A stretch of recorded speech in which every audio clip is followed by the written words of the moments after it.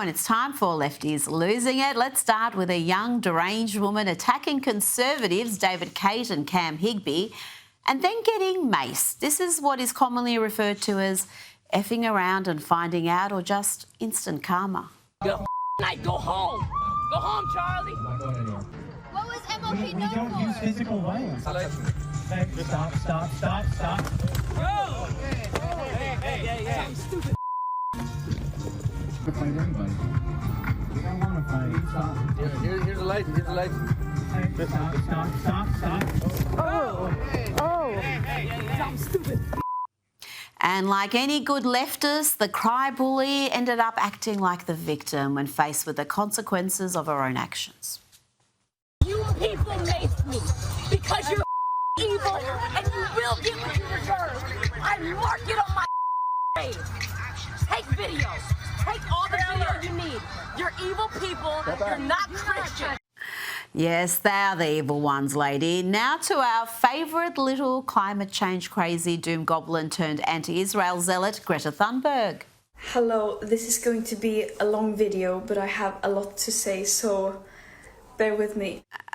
No. Nobody's got time for a long rant from Greta. I'd rather hear what President Trump has to say about Sweden's worst export. She's just a troublemaker, you know. I mean, she's no longer into the environment now. She's into this. She's a troublemaker. She has an anger management problem. I think she should see a doctor. She needs anger. If you ever watch her, she's a young person. She's so angry. She's so crazy. Now you can have her. Couldn't have said it better myself.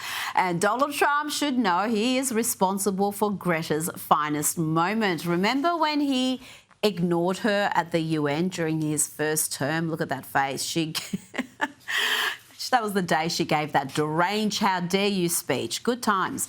Now let's get a good old-fashioned dose of crazy from the ladies of The View. Here is Joy Behar claiming Kristi Noem, the Secretary of Homeland Security, is targeting Bad Bunny because he's Latino. And then Whoopi Goldberg helpfully recommends that folks turn up to the Super Bowl in brownface to confuse ICE agents. Anyway, she's threatening to go to the Super Bowl when Bad Bunny is there and round up all these people that are illegal immigrants. Do you think that she would go if it was Garth Brooks or Eminem or Taylor Swift or any other white person? Let me understand what you're saying, because she's going to go to the Super Bowl and round up. How's she going to know who's who? Everybody. Get a little cocoa butter, sit in the sun. That's the first thing. and this is the only time you can probably ever do this, give yourself a Latin accent. You know, Whoopi, that is such a good idea. And see if she can tell who's who. Even the dim-witted View audience did not want to clap that lunacy.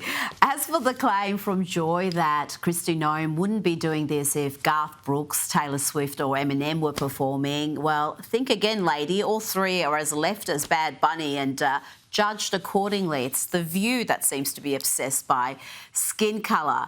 And these ladies have become so desperate, so extreme, that they openly discuss their wacko theories, including one where they say Trump's law and order policies are really about a plot to end elections or distract from Democrat mega donor Jeffrey Epstein. This is a pretext to stop the next election. That's what I think it is. I would say it might also be a distraction from the hearing that's going on right now about the Epstein files. Right. Some things have come up, and AG Pam Bondi was dodging questions and attacking back. Wackadoodles, all of them. Now to a woman whose politics make her a perfect candidate for The View. Indeed, she's so hard left, she makes Whoopi and Joy look sane. Here is MSNBC anchor Nicole Wallace. And let's be serious here for a second. What you're about to see is utterly appalling. This is misinformation and incitement dressed up as news reporting. What we're learning about the fire that destroyed the home of a South Carolina Circuit Court judge who faced criticism from Trump officials after a ruling she made against the Trump administration. It comes amid a surge in hostility and threats against judges, as well as criticism directly from the Trump administration, including for Judge Goodstein. Just absolutely reckless fake news, because the pertinent information is that fire was not arson. But why let that get in the way of a narrative? Let's bring in Mary McCord to add to the hysteria. She's pointing the finger at Donald Trump and alleging an act of possible domestic terrorism. We've talked today already about crossing Rubicons, right? And when you're starting to attack judges because of their rulings, we're in a very, very dangerous position in this country. And it makes judges fearful. It makes prosecutors fearful, as we know. It makes others in positions where they could be criticized by Donald Trump fearful. And he needs to know the power of his voice and how people respond to that. We've been saying this for years, Nicole, but if this is what this turns out to be, some sort of politically motivated act of domestic terrorism, then, the importance and significance of the things that Donald Trump says about a person just, again, will be demonstrated in this instance. Let's not forget, it's the left that are killing and trying to kill their political opponents, whether it's Charlie Kirk or Donald Trump or Supreme Court Justice Brett Kavanaugh or Republican Stephen Scalise. Even in the cases where a Democrat is attacked, it often turns out to be someone from the left, like when Pennsylvania Governor Josh Shapiro's house was set alight by a pro-Palestinian activist. Now, it's been a while since we've featured the asinine content of alleged comic John Oliver. Here he is encouraging people to harass ICE agents. I absolutely love that woman said, "I came to bother ICE." Because that seems reasonable to me. If ICE can show up and bother some guys at their roofing job, then bystanders should be able to bother ICE at their state-sanctioned kidnapping job. It is only fair. Joining me now is filmmaker and commentator Ami Horowitz. Ami, ICE agents are having their lives threatened. They are having to cover their faces to protect themselves and their families. And we've got a alleged comic, encouraging leftists to confront and harass these agents doing their job. Yeah, Rita, the consent structure allowed by the mainstream media is incredible, and so allowing for these attacks to happen, I'm sorry, there is a causal relationship between what is happening here. When people look at celebrities, at the media, at people they think are within the Overton window, and they hear them speak like this, of course they're going to act in that way. And in reality, what's happening with the media is that they're actually shifting the Overton window. They're actually expanding it to allow for physical violence for politics. That's exactly what we're seeing here. This is also with judges. Kavanaugh, the person who tried to kill Kavanaugh, right? The Supreme Court Justice of the United States got sentenced to 8 years in prison. Just a couple of things that you get 8 years in prison for. Mail fraud and securities fraud in the United States typically gets 8 years in prison. Not trying to kill a Supreme Court justice. And these ICE attacks are happening all across the country. Rita, if you again indulge me for another chapter of The World According to ChatGPT, right? Sorry, I'm workshopping that name. I'll come with a better one next week. But yes, when I did my research, I asked ChatGPT, I go, how many attacks on ICE agents have we seen in 2025? That was what I asked it. And then it listed 3. And I said, that does not sound right. 3? I said, well, I witnessed one personally in Los Angeles. I said, Ami, why did you not mention attacks on ICE agents in Los Angeles? ChatGPT. You're right to point that out. There actually was an attack in Los Angeles that I missed on my earlier list. Are you kidding me? And by the way, it wasn't 4 attacks. I looked it up myself. There had been a 700% increase on ICE attacks from 2024 to 2025. There have been 79 attacks on ICE agents. This is allowed in the left-wing Democratic consent structure. This is what we're seeing here, okay? And this is not new. We saw this in BLM. But when I was a kid, the notion, the idea that you would put, forget when I was a kid, 5 years ago, that you would put a hand on a police officer, never mind a federal official, was pure insanity. But then when we allowed BLM riots to go on, and we allowed them to light cop cars on fire, this is the end result. This is what we're seeing now.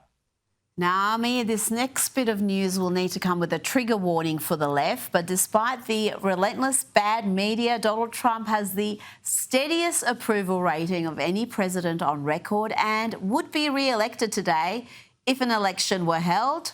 Take it away, CNN. Here's the thing to keep in mind.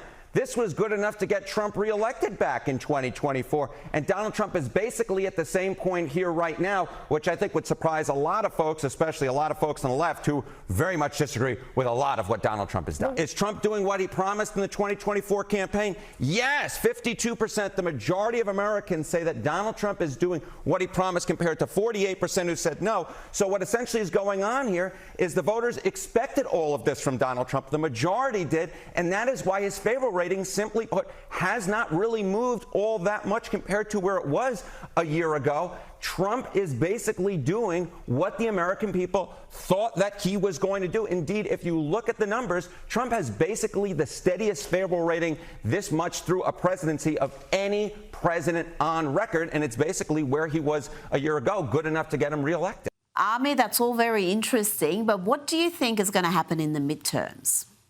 Look, traditionally in midterms, the party in power loses seats, and the Democrats are doing whatever they can to make sure that doesn't happen this time. The president won the election, right? He won the election because of the two main issues, the economy and illegal immigration, right? And what has he done? Well, illegal immigration is down, like illegal border crossings, is down over 90% this year.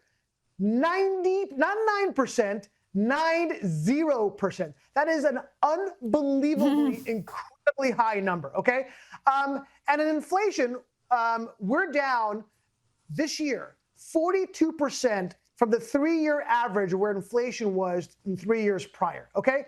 That's why if the election was held today, the president would win again. But it's not just the president acting in a positive way. A lot of it is the Democrats acting in a negative way and losing support, which is the other side of the ledger. Look, when they continue to take the wrong side of 80-20 issues, right? We talked about it before. We'll continue talking about it going forward.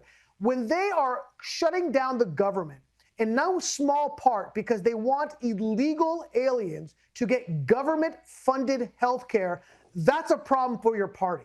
When you're a party calling for cashless bail, allowing people who've committed crimes back into the cities to commit more crimes, that is a problem for your party. So, yeah, that's why you're seeing those numbers here. And I'm not sure that the midterm election history will repeat itself. Naomi, President Trump and Canadian Prime Minister Mark Carney have met to negotiate a trade deal, and the president had the room in stitches with this line. He's a good man. He does a great job, and he's a tough negotiator. So then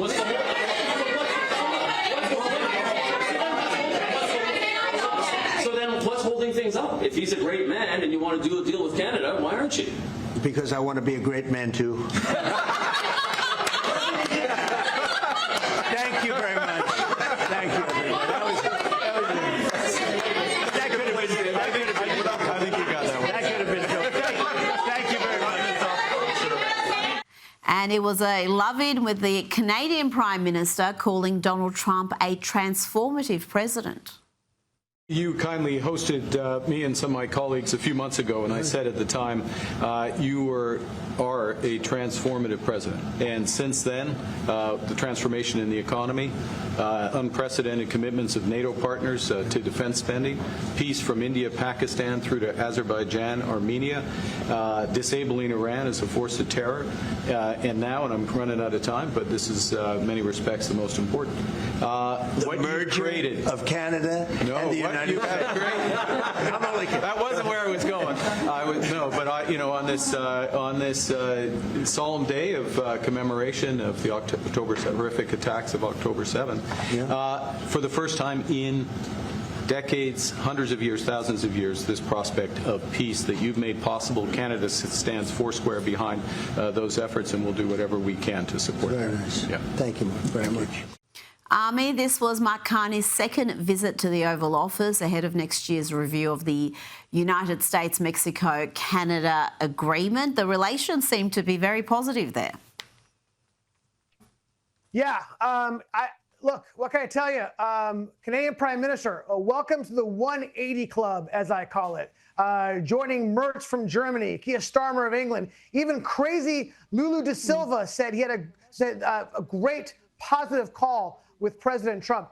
I think, look, Mark Carney did a great job listing all or just a number of his foreign policy accomplishments. Maybe he, like others, maybe they smell a Nobel Peace Prize coming, want to get on that train as fast as possible. Look, these ultimately are politicians, right? And when they see, particularly when it comes to the foreign policy arena, but also the economic arena, when they see the success after success after success of the United States in the foreign policy world under the leadership of Donald Trump, I think they want to get aboard that. I think they want to be part of that. So, yeah, I think I chalk that up to he's just following the line of success, and I think that's where it leads us.